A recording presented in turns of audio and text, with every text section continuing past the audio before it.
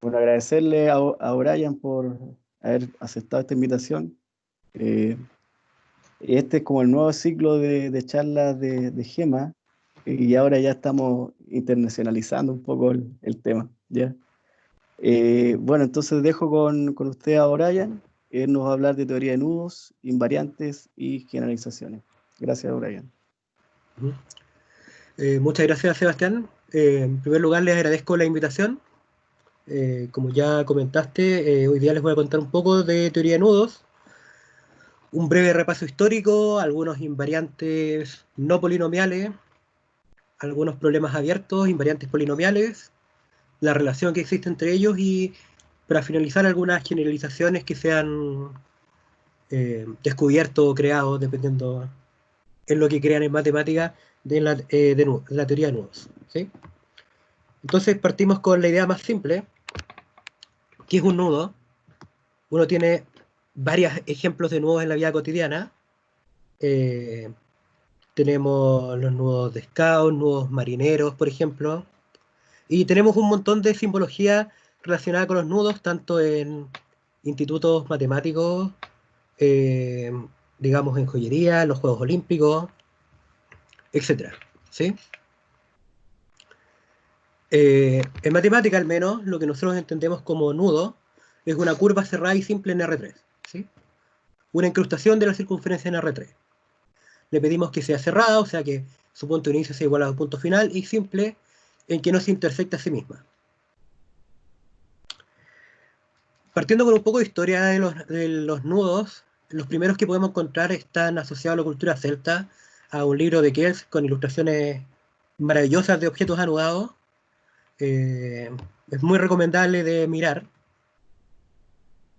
Y en matemática la primera aparición que tenemos es de Villa-Gauss, ¿sí? Él planteó digamos, una fórmula para calcular lo que hoy conocemos como el Wright de un nudo, que voy a explicar un poco más adelante, el cual hoy calculamos de una forma mucho más simple, ¿sí? Luego vino la teoría atómica en física, y aquí Lord Kelvin en esa época pensaba que los átomos podían ser heteranudados, ¿sí?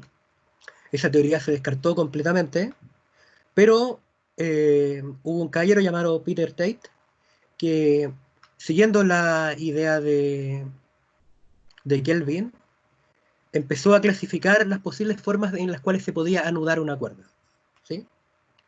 Debido a eso se originaron las tablas de Tate, a las cuales se creía en su minuto que cada uno de los posibles nudos correspondía a un tipo de átomo. Más adelante, en el siglo XX-XXI, hubo, digamos, un gran avance en la formalización de la teoría, y ahí tenemos un montón de matemáticos, algunos vivos, algunos ya fallecidos. En particular tenemos acá Piccirillo, no estoy muy seguro cómo se pronuncia, que fue la matemática que recientemente eh, refutó la conjetura de Conway, ¿sí? Y bueno, solamente para motivar que tenemos un montón de aplicaciones tanto dentro como fuera de la matemática y la teoría de nudos. Nosotros tenemos en química moléculas anudadas, tenemos en física soluciones anudadas de las ecuaciones de Maxwell. En biología tenemos las proteínas, que son objetos anudados, y ciertas moléculas fundamentales. Después vamos a ver que las proteínas, más que conectadas con los nudos, están conectadas con una de las posibles generalizaciones, que son los notoides o nudoides, como se podría traducir la palabra. Y dentro de la matemática tenemos otro montón de posibles aplicaciones que podríamos llamarle. En cuanto a los grafos, tenemos un tipo particular de grafo que son los grafos anudados. Y tenemos una forma bastante particular en la cual podemos pasar desde grafos a nudos. La única particularidad que le tenemos que pedir a esto para que sea una especie de biyección y podamos pasar de una teoría a otra es pedirle que los nudos estén orientados, es decir, nosotros a cada curva que lo compongan le damos una orientación, y a los grafos les tenemos que marcar pesos en las aristas, ¿sí? Pesos de más menos 1, que van a tener relación con la forma en que se van a realizar los cruces. Por ejemplo, si tenemos un cruce de esta manera, lo podemos marcar positivo, o si lo hacemos en el sentido contrario, negativo. Es un problema bien interesante que estudió Kaufman, ¿sí? El estudio de n variedades cerradas, en particular para el caso de n igual 3, ocupa la teoría de nudos para poder fabricar cierto tipo de variedad que uno puede clasificar y que está muy relacionada con la conjetura de Poincaré, la ex conjetura de Poincaré, ¿sí? Tenemos el estudio de un tipo particular de superficie, que son las superficies Seyfert, las cuales son la frontera de un nudo, son superficies minimales, lo cual las hace bastante especiales. Y bueno, volviendo un poco a la teoría, ya. Tenemos nuestros nudos, que son esta circunferencia encajada en el espacio tridimensional, y como el problema fundamental de la teoría es clasificarlos, ¿sí? Es decir, cuando yo tengo dos nudos, ¿cómo sé que no puedo pasar de un nudo al otro? Y ese pasar se realiza mediante algo que nosotros llamamos una isotopía ambiente, una deformación continua del espacio, de forma que llevemos un nudo a otro, preservando la orientación.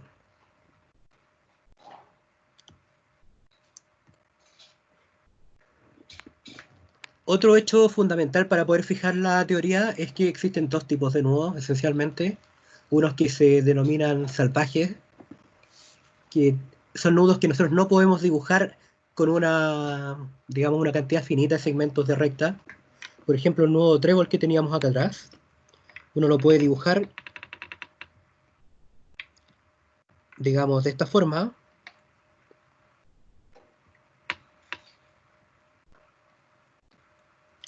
Y tenemos un número finito de segmentos de recta, ¿sí?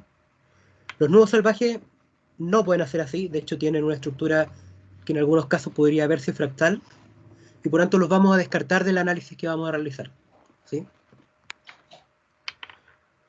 Bueno, como les comenté antes, el problema fundamental es cómo clasificar los nudos en R3, ¿sí? Una forma de, entre comillas, disminuir la complejidad del problema es proyectar estos nudos en el plano, con lo que obtenemos los diagramas. Los diagramas tienen una particularidad, y es que en cada cruce nosotros tenemos que distinguir cuál es el segmento de la curva que pasa por encima del otro, ¿sí? Y traduciendo el problema a esto de diagramas, tenemos el problema equivalente de, dado dos diagramas, ¿cómo sé si corresponden al mismo nudo? Porque si yo tengo un nudo en R3, uno podría pensar que lo podemos proyectar en los tres planos, digamos, plano X y Z, pero tenemos en realidad infinitas formas de proyectar, entonces tenemos infinitas formas de tener diagramas de cada nudo. Bueno, la solución a esto vino en 1927 con Redemester, que construyó una cantidad minimal de movimientos que llevan su nombre, a través de las cuales nosotros podemos definir esta equivalencia de diagramas, ¿sí? Dos diagramas se van a ser equivalentes siempre que los diagramas puedan ser llevados de uno a otro mediante una cantidad finita de movimientos de Redemester, ¿sí? Y si nosotros los miramos, son bastante naturales en cuanto a lo que podríamos hacer con una cuerda en la vida real, ¿sí? La demostración del teorema de Redemester es bastante complicada, a pesar de la simplicidad que tiene su enunciado, ¿sí? Acá tenemos un ejemplo. Tenemos el llamado nudo 8 acá al comienzo. Y al final tenemos lo que vendría siendo el reflejado del nudo 8. Si se fijan, todos los cruces están cambiados. Y entonces acá tenemos la secuencia de movimientos de Redemester que nos hacen llevar desde el nudo 8 a su reflejado, mostrándonos que ambos diagramas son equivalentes. Esa propiedad que también se conoce en química, se llama quiralidad, y nosotros decimos que, que un diagrama o un nudo es quiral cuando se identifica con su reflejado. En caso contrario decimos que es anfiquiral. Bueno, si nosotros tenemos los movimientos de Redemester, una pregunta natural que podría surgir es si podemos meter esto en un computador y que nos diga, ya, estos dos diagramas son equivalentes y acá está la lista de movimientos de Redemester que llevan de uno al otro. Esta idea se exploró en el 2010, si no me equivoco, ¿sí? Y se llegó a un teorema en el que dos diagramas de un mismo nudo con menos de n cruces están relacionados por una cantidad de movimientos de Redemester que se llama R de n, donde esta cantidad de movimientos está escrita así, es una torre de potencias de 2 con el último 2 elevado a n, y donde la cantidad de números 2 que están en la torre es ese número gigantesco que está ahí. Entonces, prácticamente este teorema nos dice que la cantidad de movimientos de Redemester son demasiados. Quizá se puede encontrar algún algoritmo que nos encuentre para algunos casos particulares de nudos diagramas equivalentes, pero en el caso general no va a funcionar. Al menos por este lado no. Entonces, desde la matemática llegan estos objetos llamados invariantes, que solo dependen del nudo y no de los diagramas, y lo que nos hacen es ir desde el conjunto de los nudos o link. Los links no son nada más que nudos de varias componentes, ¿sí? Se podría decir que son varias circunferencias disjuntas incrustadas en R3, de forma que no haya intersección entre ellas. Entonces, los invariantes van desde este conjunto de link o de diagramas de link a un conjunto, digamos, un poco más conocido, y la idea es que podamos clasificar las cosas más fácilmente en este conjunto X. Bueno, algunos de los invariantes que uno conoce, que son más o menos simples, es el número de componentes. Pero es un invariante bastante débil porque mete a todos los nudos en una bolsa, a todos los links de dos componentes en otra bolsa, y así sucesivamente. O sea, no me diferencia mucho. El número mínimo de cruces, que también es un invariante, sigue siendo más o menos débil. Si nos devolvemos un poco, acá vemos varios diagramas y podemos observar que hay un único nudo con 0 cruces. No hay nudos con 1 ni con 2 cruces, porque son equivalentes al no nudo. Hay un nudo con 3 cruces, uno con 4, pero ya de 5 hacia arriba empiezan a aparecer varios. Entonces tampoco nos sirve de mucho.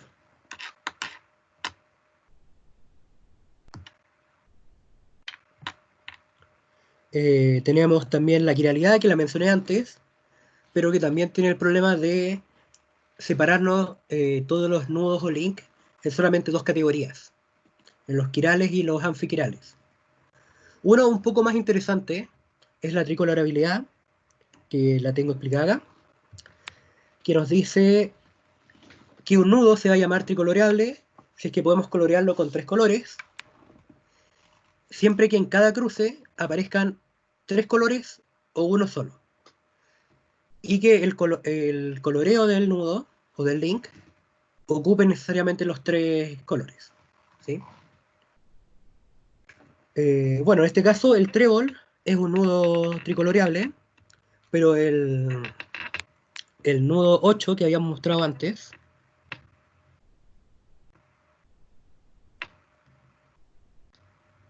no es tricoloreable. Eso uno lo puede verificar fácilmente asignando colores y dándose cuenta que si le ponemos número a cada trazo, que el cuarto de esos trazos necesariamente va a tener que repetir un color, ¿sí? Y entonces ya no se va a cumplir las propiedades que nosotros le pedimos a la tricolorabilidad. El número de posibles tricoloraciones que uno tiene de un nudo o un link también es un invariante, y ese está un poco más asociado a problemas de teoría de números. Tenemos un invariante que es de tipo topológico, que es el grupo fundamental. No voy a hablar mucho de él, pero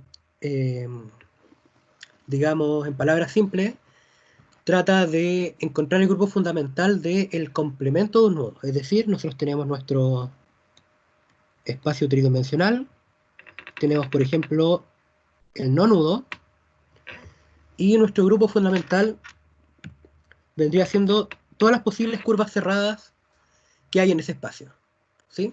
Que no intersectan al nudo. En este caso nosotros tenemos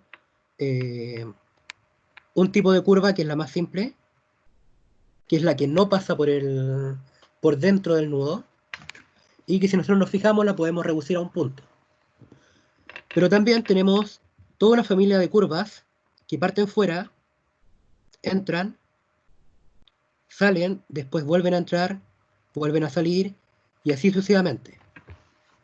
Entonces, por ejemplo, el grupo fundamental del no nudo viene siendo los números enteros, ¿sí? Que es una forma como podemos ver eso. Para eso se ocupa algo que se llama la presentación de Wirtinger, creo que se pronuncia su nombre. Bueno, y así como estos hay un montón de invariantes que son de tipo no polinomial. Hay otros que es el número de desanudamiento, que creo que también lo tengo explicado un poco más adelante. Claro, el unnoting number, que lo que nos dice es que el número mínimo de cruces que yo tengo que intercambiar, es decir, pasar de esto a esto, o viceversa, y que mediante los movimientos de Redemestre yo pueda reducir al no nudo, también va a ser un invariante.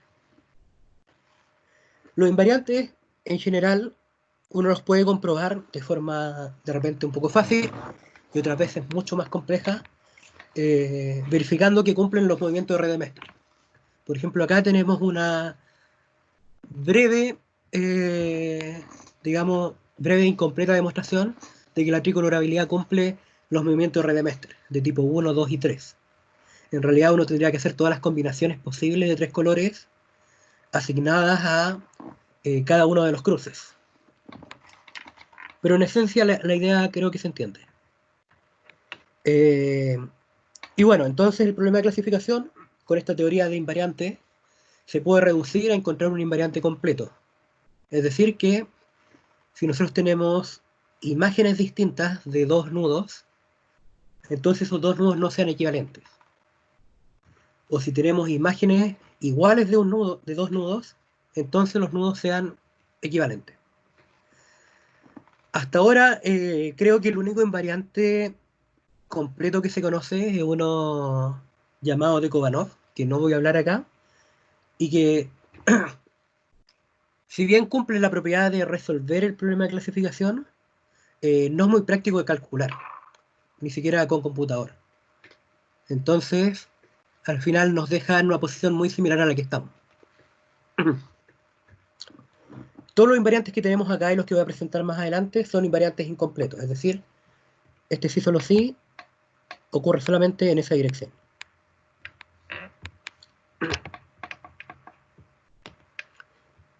Y entonces nosotros llegamos, bueno, acá los que les comenté, bueno, dos problemas abiertos que hay en la teoría de invariantes no polinomiales están relacionados al número de cruces y al número de desanudamiento, ¿sí?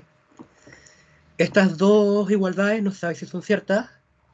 En ambos casos sabe que la desigualdad hacia la derecha es cierta y de hecho es trivial. Lo que no he explicado aún es qué significa ese símbolo que puse entre dos nudos.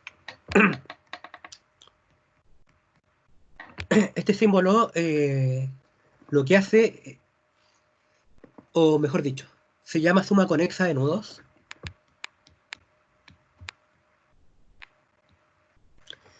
y lo que hace es permitirnos operar los nudos de cierta forma.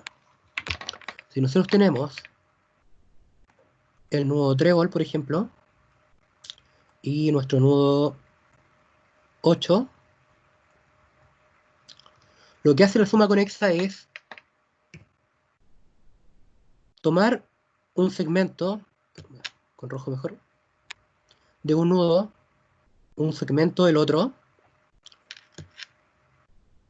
y conectar estos nudos. Entonces, nosotros tenemos un nuevo nudo que va a ser la suma conexa de los otros dos. Esta suma está bien definida en todo arco que uno seleccione en cualquiera de los nudos. Tiene ciertas propiedades, es conmutativa, tiene neutro, que es el no nudo, es asociativa, pero digamos que la única deficiencia que le podemos encontrar es que no tiene elemento inverso.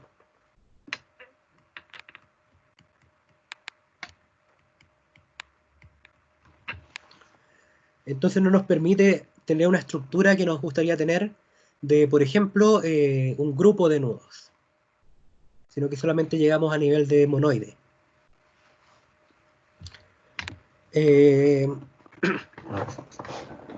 Bueno, eso en cuanto a invariantes no polinomiales. Acá tenemos una tabla resumiendo un poco de información. El trébol ya les comenté cuál era. El nudo 8. El enlace de Hopf es este que está acá. Es el link más simple de dos componentes. Y bueno, acá tenemos tanto el crossing number, varios que no comenté, el bridge number, stick number, la tricolorabilidad, quiralidad y el grupo de un nudo. Y más abajo tenemos invariantes de tipo polinomial, que son de los que quiero hablar ahora, y en particular los que estudio. La teoría de invariantes polinomiales de nudos y link comenzó con el polinomio de Alexander en 1923. Originalmente no se definió de la forma que lo estoy presentando acá, sino que se definía mediante el determinante de una matriz, que llamaba matriz de Alexander, y se puede construir de varias formas distintas. Al menos yo conozco 4 de ellas. Una mediante un tipo especial de superficie, mediante matriz. Hay una debida a Kaufman, que es mediante suma de estados, es decir, uno va descomponiendo el nudo completo en objetos más simples. Y bueno, tenemos la mediante relaciones Kane, que es la que tenemos acá, donde la idea de esto es ir haciendo el nudo cada vez más simple, ¿sí? Tengo un ejemplo que les podría mostrar.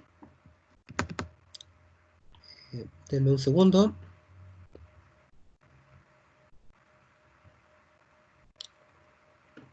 No es el ejemplo más práctico, pero... Por ejemplo, acá tenemos un nudo que en la notación habitual es el 1048, porque tiene 10 cruces y es el número 48 identado de todos los nudos de 10 cruces no equivalentes. Y las relaciones que lo que nos hacen es, por ejemplo, donde yo tengo marcado con un círculo negro, ese cruce yo lo voy intercambiando por los demás que me dicen las relaciones Kane. En este caso yo no estoy calculando Alexander, sino que estoy calculando un tipo de invariante nuevo que estoy probando. Y cada uno de los nudos que yo voy obteniendo no necesariamente tiene menos cruces, pero sí mediante movimientos de Redemeste yo puedo reducirlos. Los segundos dos que estoy marcando ahora en color rojo tienen necesariamente un cruce menos, pero el anterior no. Bueno, mediante movimiento de Skene yo le puedo reducir algunos, Y así yo puedo ir descomprimiendo todo hacia abajo. Volviendo a la presentación, en el caso del polinomio de Alexander, en cada paso yo descompongo mi nudo en 2. Es decir, al final si mi nudo tiene n cruces, al final de, digamos, n pasos, es decir, obteniendo 2 a la n nudos más pequeños, yo debería poder obtener el polinomio asociado a ese nudo. 2 a la n suena enorme, pero normalmente uno, gracias a los movimientos de Redemestre, puede hacer ese proceso mucho más rápido, ¿sí? Y bueno, lo que está acá abajo, digamos estos diagramas con flechas, es lo que en teoría de nudos se llama una tripleta de Conway, ¿sí? Bueno, este invariante lo descubrió Alexander en 1923 y digamos que tuvo un poco de repercusión, pero el gran éxito se debe a Jones, que en 1984 elaboró lo que más tarde y hoy se conoce como la receta de Jones o método de Jones para construir invariantes polinomiales. Este método ocupa como herramientas una representación del grupo de trenzas, de lo que ya habló Diego hace algunas semanas. Él habló de trenzas. Una representación es una función que asocia a cada trenza algún elemento, por ejemplo, es un homomorfismo que podemos llevar a algún otro grupo, por ejemplo, al grupo de las matrices invertibles. Ocupa, bueno, en particular acá se hace a través de una álgebra de diagramas de Temple y Lieb y una traza de Markov sobre esta álgebra, que cumple una función que cumple ciertas propiedades. La definición que él dio es la que está ahí. No es muy bonita, pero sí fue bastante práctica y permitió por primera vez calcular de forma simple, o digamos demostrar de forma simple, que el nudo trébol y su reflejado no son equivalentes. Esto se había hecho antes de forma bien distinta por DEN, ocupando herramientas más topológicas. Pero esta herramienta que permite conectar cosas combinatorias, digamos combinatorias por los diagramas, topológicas por los nudos, con algo más algebraico. Entonces acá parte, digamos, la teoría de nudos vista en tres mundos distintos. Voy a rayar acá. Digamos que los nudos uno puede verlos como objetos topológicos con relación de isotopía ambiente. Uno puede verlo como objetos combinatorios con los diagramas mediante los movimientos de Redemester. Y uno también los puede ver como objetos algebraicos, como el grupo de trenzas, con algo que se llama los movimientos de Markov. ¿Sí? Los movimientos de Markov lo que hacen es decirnos cuáles trenzas son equivalentes y forman equivalentes de cierta forma y nos llevan al mismo diagrama de nudo. Ahí tenemos dos teoremas que son importantes en la teoría, que son el teorema de Markov, que nos permite tener esta forma de ver qué trenzas son equivalentes y forman el mismo nudo, el mismo link, y el teorema de Alexander, que nos dice que todo nudo o todo link yo lo puedo ver como una clausura de trenza. ¿Clausura en qué sentido? Si recuerdan la charla de Diego, una trenza eran básicamente hebras que conectan dos planos. Uno puede asociar a estas trenzas un diagrama, digamos en plano, para que sea un poco más simple de ver. Y por ejemplo, esa trenza que está ahí de 2 hebras, yo le puedo aplicar algo llamado clausura, que no es más que conectar los puntos de arriba con su respectivo de abajo por fuera. Entonces yo obtengo acá en este caso un link, el cual tiene varias curvas acá adentro.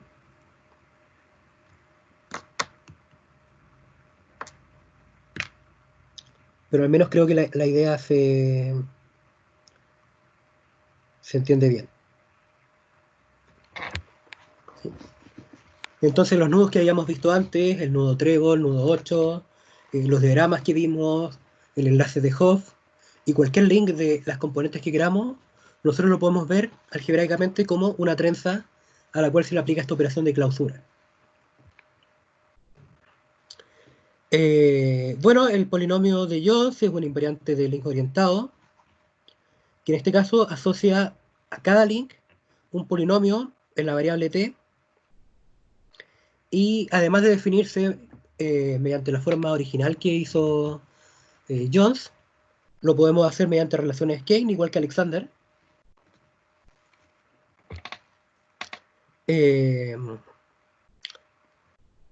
Y luego, unos años más adelante, se descubrió un polinomio, que es el polinomio Hohenfly, que tiene una historia bien particular, debido a que cada una de las letras que compone su nombre es debida a uno de los matemáticos que lo descubrió. ¿Sí? Esto se hizo de forma simultánea. Ellos trabajaban, si no me equivoco, la mayoría en pareja o solo, y mandaron a la misma revista sus artículos en un plazo de, si no me equivoco, semanas, ¿sí? 2-3 semanas. La única excepción fueron Pritinsky y Trasic, que no está muy claro el motivo, pero eran tiempos de Guerra Fría, así que probablemente hubo algún problema con su trabajo al enviarlo, servicio corresponsal, etc. Y llegó más tarde, por lo tanto, este polinomio muchas veces se escribe de esta forma, agregando a los últimos dos matemáticos aparte. Y bueno, este se definió en cada trabajo de forma distinta y original. Eso al menos es bastante interesante en esto. Y luego vino Jones, que 2 años más tarde lo construyó a través de su misma receta. Pero esta vez, en lugar de ocupar el álgebra de Temple-Iliev, ocupó el álgebra de Jekyll.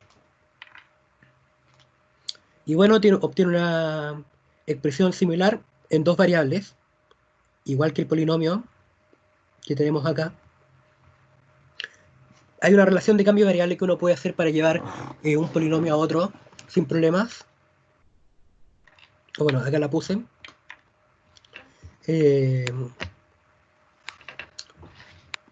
Pero ahora empieza otra parte de la historia.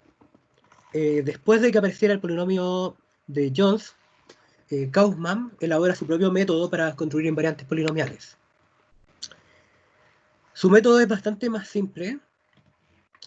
Él lo que hace es construir en primer lugar una invariante isotopía regular. No isotopía ambiente, sino que isotopía regular, es decir, cumple solamente los movimientos de tipo 2 y 3 de Rademacher. El que no cumple es el que teníamos de esta forma. Y luego lo que hace con ese invariante es normalizarlo utilizando el Groit. El Groit viene siendo un número entero que uno asocia a un link,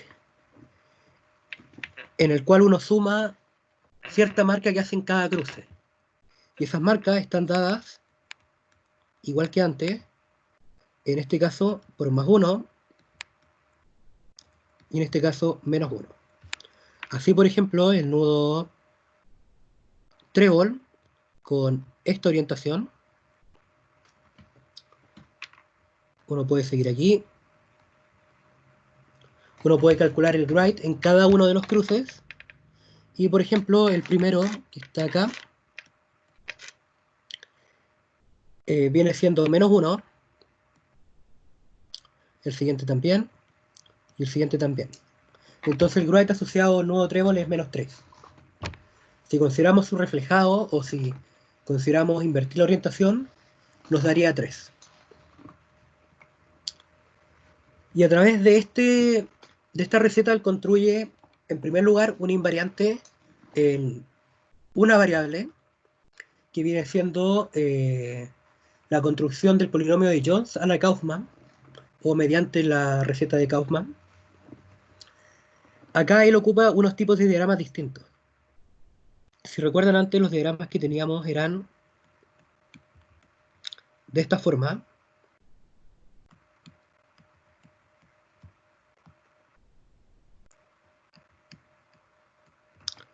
Acá en este caso él agrega uno, que viene siendo el que está acá al medio, D'. Y también se fijan, en este caso no tiene orientaciones. Esto es porque el invariante de isotopía regular que se define no mira la orientación del nudo o link, sino que lo que hace es mirar solamente su forma. Él también construye el polinomio Homfly a la Kaufman mediante su misma receta. Y uno puede establecer cierta relación entre todos estos invariantes, ¿sí? Uno dice, ¿por qué vamos a necesitar tantos invariantes? ¿Por qué no nos quedamos con uno? Bueno, como les comenté antes, ninguno de esos invariantes es completo, así que ninguno resuelve nuestro problema fundamental en teoría de nudos.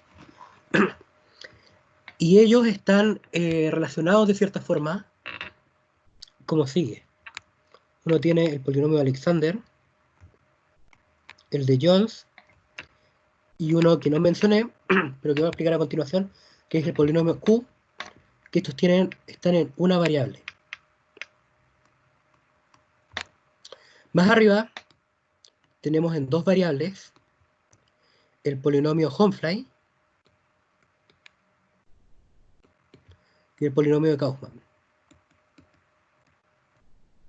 Y mediante una especialización que es un cambio de variable, uno puede llegar de Homfly a Alexander y de Homfly a Jones, y de Kaufman a John y de Kaufman a Q. Q fue un polinomio que se descubrió posteriormente especializando Kaufman de una forma que no se había hecho, ¿sí? No se estudia mucho porque cualquier propiedad que tenga Kaufman debería tenerla por ser una especialización de esto. Y bueno, la gran pregunta abierta es ¿qué pasa acá? ¿Existirá algún invariante de 3 variables el cual pueda ser especializado a Homfly y a Kaufman? O quizás algún invariante digamos de otro tipo que esté, digamos, que vaya a Alexander y a Kaufman.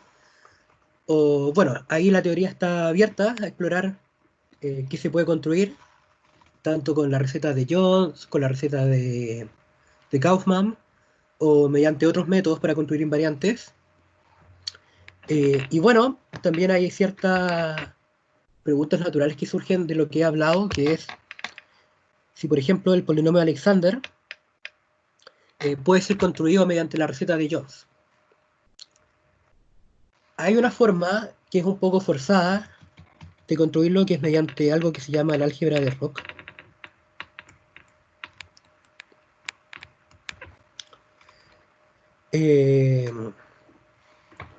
Y a la vez hay una pregunta si el polinomio Q puede ser construido mediante la receta de Jones.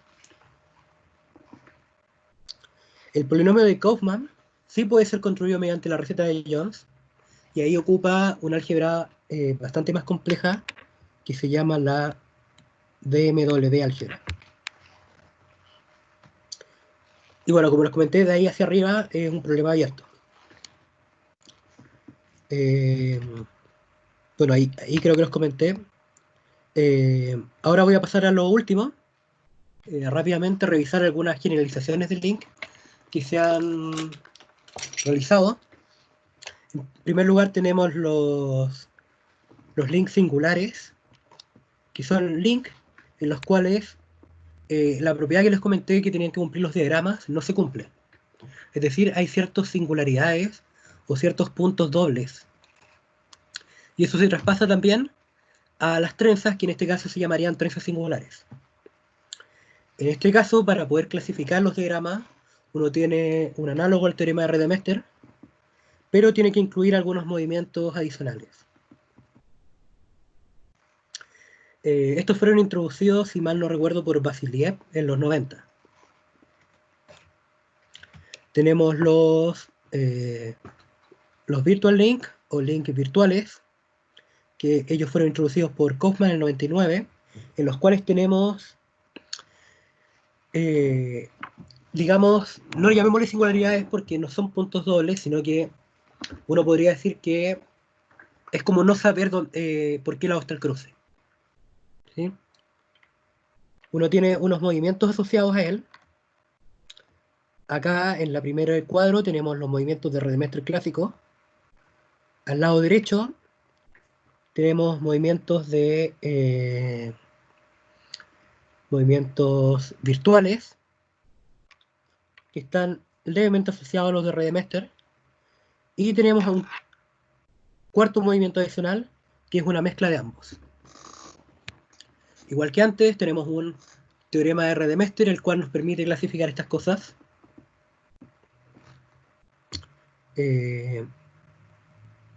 No cargó la imagen. Los tailink, que fueron introducidos por Aicardi y Huyumai al 2015, son link. Voy a hacer algo un poco más complicado que solamente el enlace de Hoff. Y digamos, veríamosle ahí un tercero y uno aparte. Los tailink son links en los cuales algunas de sus componentes pueden estar, digamos, ligadas con unas estructuras que se denominan ties. Estos ties no son objetos topológicos, es decir, uno los puede mover a donde quiera, siempre que permanezcan conectadas las componentes. Y para obtener el, digamos, teorema de Redemester asociado a los tie links, uno lo que tiene que hacer es tener los teoremas de Redemester y asegurarse que los links, digamos, el link inicial y el final, tengan las mismas componentes conectadas. Por ejemplo, si yo tuviese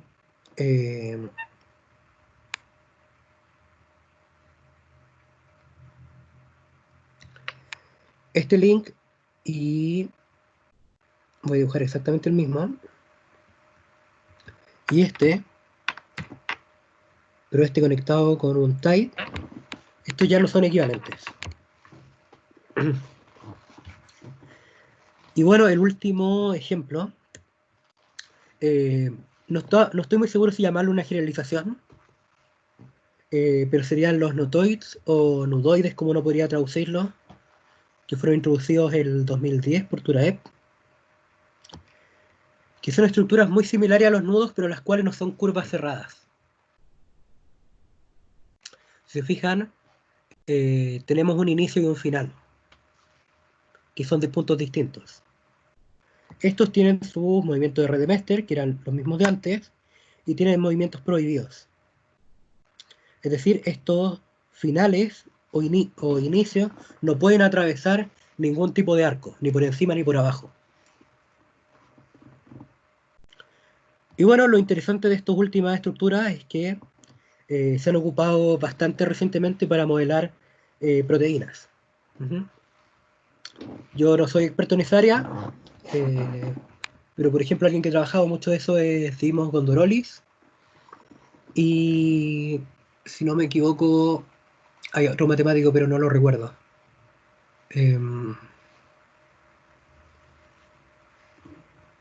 No lo voy a recordar ahora. Bueno, eso, creo que alcancé a cubrir todo lo que quería mostrarles. Si tienen preguntas, dudas, comentarios.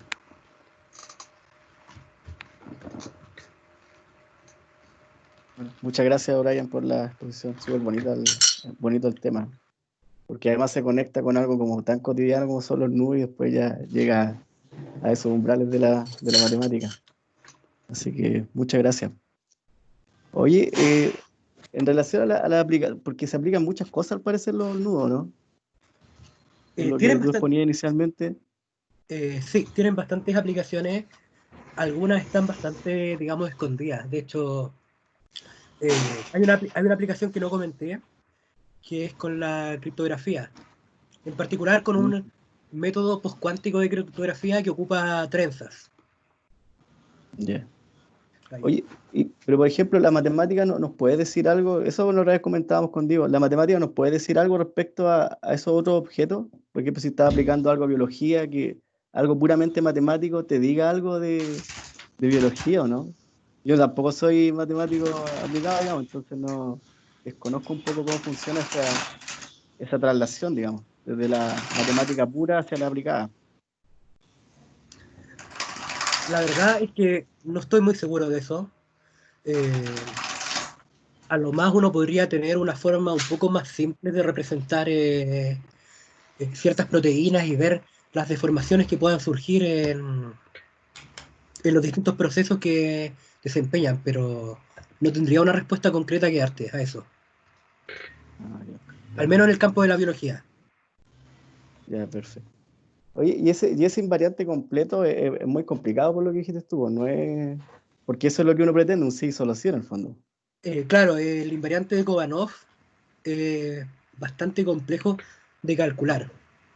La teoría detrás de él igual es más o menos compleja, pero digamos que es un poco más extendible. Y uno llega a un objeto que es un invariante completo, pero en la práctica si uno lo quiere utilizar para clasificar cosas, eh, tiene un gran costo computacional, porque digamos que a mano no está lejos de ser práctico incluso los invariantes que mostré.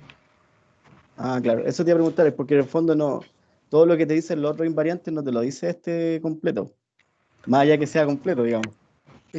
Claro, o sea, lo que nos permiten hacer estos invariantes es simplemente distinguir cosas, pero si tenemos, por ejemplo, dos nudos y nos da el mismo polinomio, no tenemos ninguna información acerca de ellos. Claro, claro, pero te los permite distinguir en el fondo. Pero me refiero a ese invariante completo, no contiene toda esa información que te pueden entregar los otros invariantes, como son los polinomiales que tú hablabas. Mm,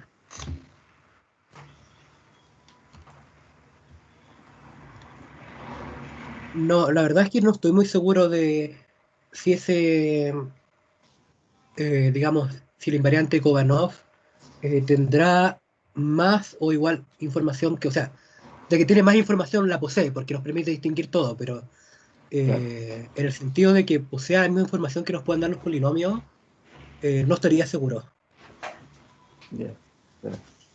Oye, y toda esta cuestión se puede como programar en el fondo, ¿no? Por ejemplo, todo esto invariante se puede programar y tú le tiras un nudo, digamos, y comparar los dos.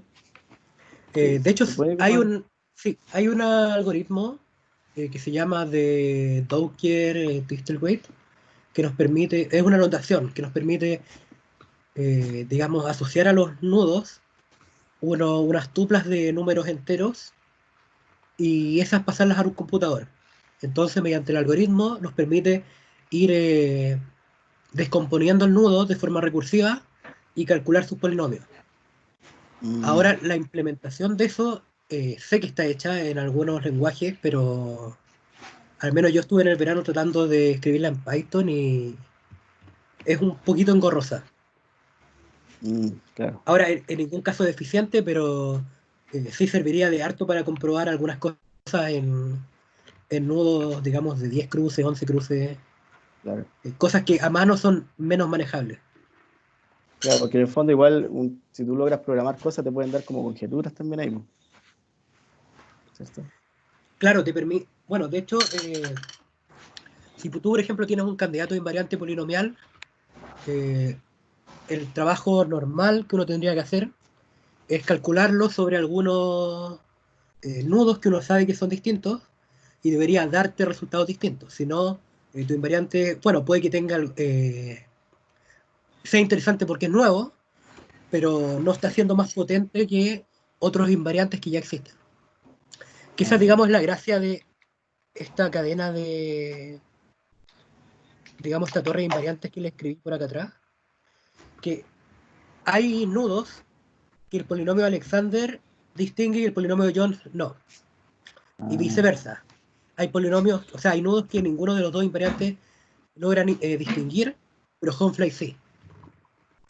claro. A la vez, un poco más arriba hay nudos que ya son, nudos y link que ya son enormes, que ni el invariante de Homefly ni el invariante de Kaufman pueden distinguir. Entonces, la gracia de un invariante que estuviera arriba en tres variables sería que pudiese distinguir esos problemas. Claro. Oye, y este invariante de los polinomios simplemente uno calcula el polinomio y si los polinomios son distintos, digamos, no son equivalentes los nudos. ¿O no es tan Exactamente. simple? Sí, Ah, ya.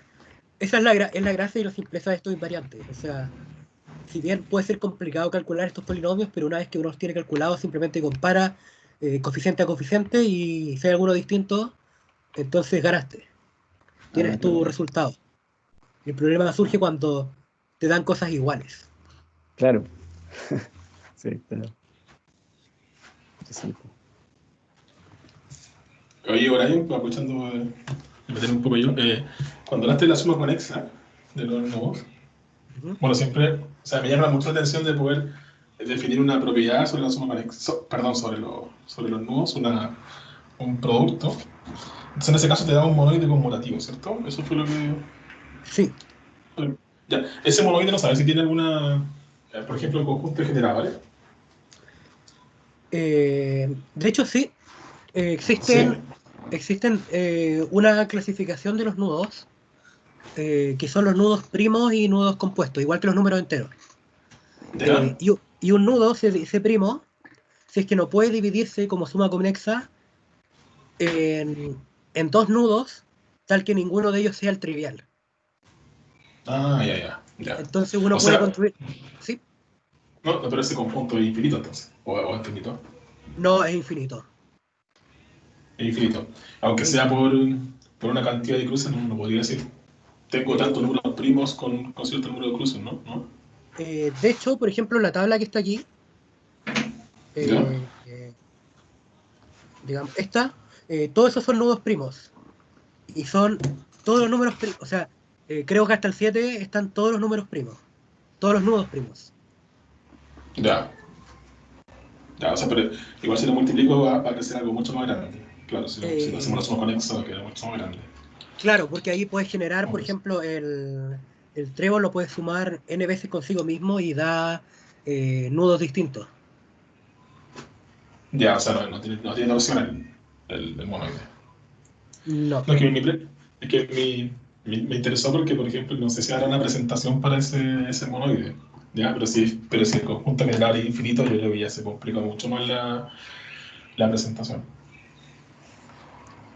Claro, Sí, igual sí. algunos invariantes polinomiales, o sea, acá no tiene cada uno de ellos, pero se portan bastante bien con la suma conexa en el sentido de que algunos de ellos, eh, si yo tengo esto, es lo mismo que calcularlo en cada uno. Ya, claro. Y bueno, también tienen propiedades asociadas a invertir el nudo en su orientación o reflejarlo cambiando todos sus cruces. Eh, Ahí uno puede, digamos, explorar varias líneas relacionando los polinomios, que son estructuras algebraicas, con los cambios topológicos que uno podría hacer en los diagramas. Claro, claro. Sí, no, mi pregunta ya más que todo eso, a tratar de encontrar como una presentación de los nudos como una estructura algebraica. Más que todo. Ujú. Oye, otra cosa, el invariante de Alexander, Me dijiste que era de 1923, ¿cierto? Sí, sí, Ya, ¿sí? sí, pero la primera construcción que hizo, no la hizo con trenza, ¿no? La hizo, parece, con superficie o algo así. Sí, si no me equivoco, él la hizo con un tipo especial de matriz, que es el matriz de Alexander. Ya, o sea que todavía no estaba el teorema de Alexander ahí, el famoso que relaciona las trenzas con el búho. No, la verdad es que no estoy seguro de cuándo es el teorema de Alexander que Sí, asocia las trenzas con los nudos. estaba pensando justamente lo mismo, parece que es un poco más tarde, por eso me llevo no estoy seguro, pero parece que es del 28 por ahí. No, la verdad es que no lo recuerdo. Ya, porque al menos la que conozco yo, la única construcción de Alexander, del polinomio de Alexander, tampoco la conozco muy bien, pero sé que la hace con trenzas, entonces por eso preguntaba. Y lo veo súper antiguo. Ujú. De hecho, Eh, Markov supongo que es mucho más tarde. sí, Markov debería ser, mm, creo que de los años 30, 40, si no Ah, mal ya. recuerdo. Entonces lo más probable es que te lo haya hecho con trenza en ese tiempo. Porque son algo más No, geométrico. al menos la, prim- la primera construcción del polinomio Alexander que hizo él, no, como te digo, estoy casi seguro que es la construcción algebraica mediante un determinante de un tipo particular de matriz. Ya, no, pero esa que usa el determinante, al menos que la que he visto yo, es la que usa la representación, ¿no? De las trenzas. Entonces, ahí sí está usando las trenzas. En vez de lo que recuerdo yo. O sea, yo sé re poco invariante, así que Sí. no. No, igual tendría que revisarla porque, como les comenté, del polinomio de Alexander en particular hay varias construcciones que son Claro, muy claro, distintas unas de otras. claro. Ujú. Oye, una cosa, no sé si tú sabes, el right, que es la suma de los más menos uno, ¿cierto? ¿Sí? No sabes si se mantiene cuando tú construyes la trenza y pasas de la trenza al nudo. O sea, yo podría contar el right en la trenza y se mantiene si yo cierro la trenza. Sí, totalmente. Viene O siendo el sea, mismo porque cuando uno hace la clausura de la trenza, no habría ningún eh, cruce, ¿no? No, pues. no agrega ningún truce. O sea Exactamente. que también sería una invariante de trenza, como. Uno Podrían, puede, de hecho, si mal no recuerdo, uno podría escribir el grade como la suma o sea, como el exponente de la trenza. como la suma de los exponentes de los generadores, algo así. Exactamente. Ya, interesante. Porque no tenía idea de. O sea, me acordaba del right algo hace mucho tiempo, pero no lo había pensado, al menos desde el punto de vista de las trenzas. Oye, una cosa más. ¿Alguna idea? O sea, no sabes si yo me acuerdo una vez que, ahora que hablaste de grafos, y que se podía pasar del grafo a los nudos, me acuerdo que había una vez un programa online donde uno dibujaba un nudo como un grafo y después el programa te daba como el invariante, parece algo así, si bien recuerdo. Pero el asunto es que no Eh, podía ingresar el nudo como un grafo. Ya, entonces, mm, no sé si conoces tú algún programa que tú le des el nudo y te dé la trenza. O sea, ¿cuál es la trenza que representa el nudo? no, pero algo que quizás te pueda servir es o sea, conozco un programa que al menos hasta 10 11 cruces te identifica el nudo y te da su identificación indexada. Entonces ahí es un poco más fácil porque uno podría buscarlo en la base de datos de los nudos y links de Indiana y ahí sí que está ¿Ya? la trenza de cada uno. Pero hay algo. O sea, eso no es un programa, pero hay algo donde aparecen las trenzas que van Eh, relacionadas con cada nudo. sí, ese te lo puedo mandar después por correo. Ya. Uno lo que hace es dibujar el nudo ¿Ya? como en el plano y ¿Ya? con los cruces con singularidades. Entonces después cuando uno termina, lo cierra y asigna arbitrariamente un cruce a cada intersección. Y ahí tú tienes que ir haciéndole clic para ver qué El tipo cruce de que cruce, quieres. el cruce que quieres en cada caso. Ya. O sea, yo soy súper malo con los nudos porque soy malo para la topología. Pero hace poco, por ejemplo, estaba tratando de buscar la trenza de un N, de un N-Hoff. Ya, y no me acuerdo. Y no podía ver fácilmente cuál era, por ejemplo, la trenza que representaba el N-Hoff. por ejemplo, el 3 Hopf. Y bueno, al final tuve que agarrar una lana y hacerle con un pedazo de lana. Ya, pero funciona, o sea, no. Pero al final, claro, ya ahora sí me quedó claro. Por eso estaba buscando la forma rápida de encontrar la trenza que relacionaba a un nudo. Sí, bueno, al menos yo pillé hace poco ese programa y en mi caso yo lo ocupo para poder identificar los nudos de las descomposiciones de los polinomios, ¿Ya? para poder después verificarlo en la base de datos si me están dando correctos o no. Ya. Ah, ya, interesante. Ujú. Creo que tenía una pregunta más por acá, sí que no me acuerdo. Son preguntas más que todo de cultura. El Homefly, ¿a qué revista se envió? ¿Sabes eso? Porque dice que ¿Cómo? se envió, tú me dices que se envió, cuando se envió el Homefly a la revista, se enviaron a la misma revista, ¿cierto? Me parece que sí, era la misma. De hecho, ¿Pero no sabes qué revista es? sí, de hecho tengo el paper, se me da. Supongo que ha sido una buena revista, muy buena revista. Es- el boletín de la Sociedad Matemática Americana. Boletín Ah, ya, de American Mathematical Society. ya, supuse que era algo más o menos por allá. Ujú. Por allá. Sí, eso por mi parte. Sí, ese paper está. Bueno, el paper se llama New Polynomial Invariant of Link y está escrito por los primeros 5 matemáticos, ¿sí? 6, Ya. perdón, 6. Y abajo aparece una nota editorial en la cual hablan sobre esta pequeña historia. Ah, ya. Y Después, también unos nombran años más. a Petritsky, ¿no? ¿Cómo? ¿También aparece Petritsky en la historia? No, no, porque este fue el paper publicado y del que apareció el polinomio Hoffly. Entonces, Ah, ya. unos años más tarde se agregó a Mitridsky y Traffic. Ya, ya entiendo. A todo esto recuerdo que hace varios años atrás estuvo Petritsky en la Paraíso. Estuvo con Kaufman, teniendo una charla por ahí. Hace varios años, sí. Ujú. Petritsky muy simpático.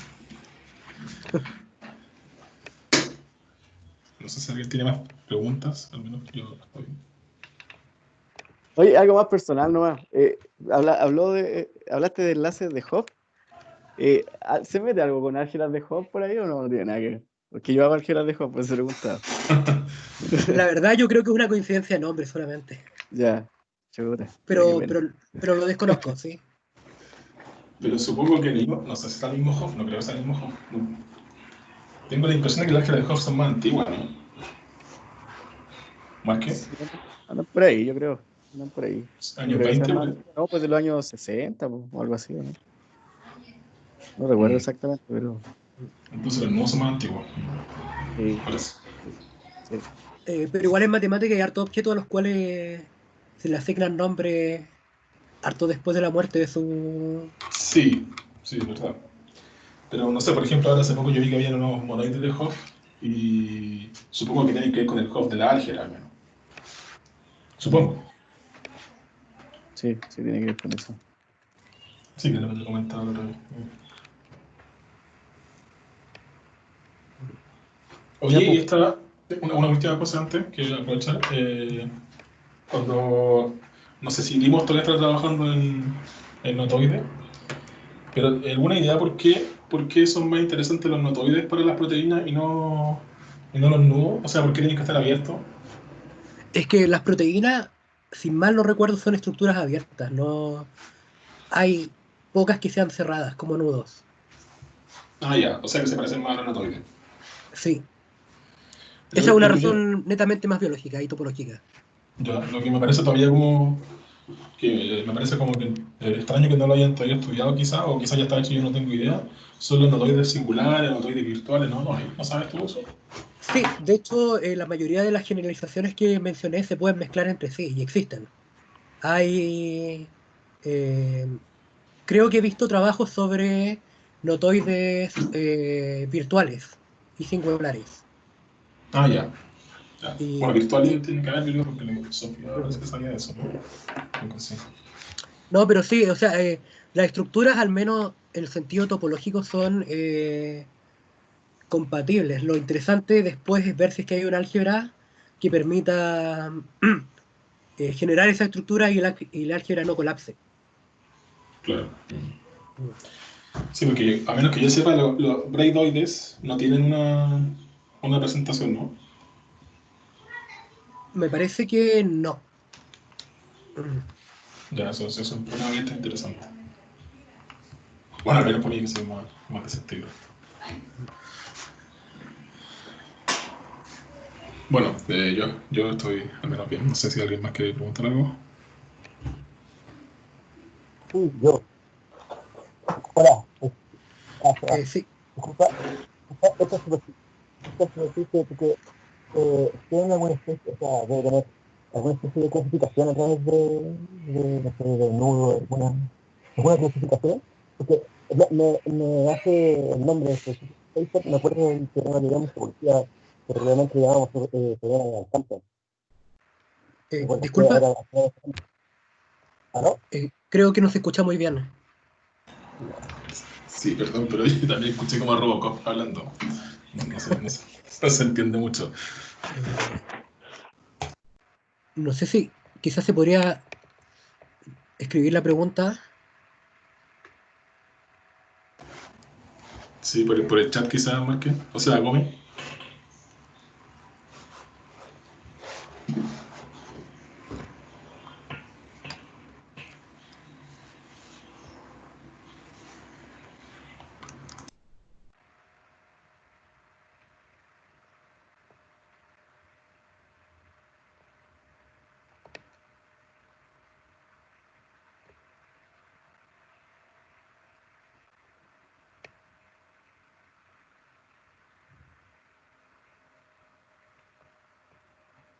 No, parece que no se pudo, ¿no? Ya, después vamos a transmitir su pregunta ahora Sí. ya. Sí, no hay ningún problema. Sí, pero estaba con problemas antes con la conexión. Ya, Bueno, pues, yo creo que lo dejamos hasta acá. sí, muchas gracias, Muchas, Brian. muchas No, gracias, Brian. gracias a ustedes. Muy bonito el tema.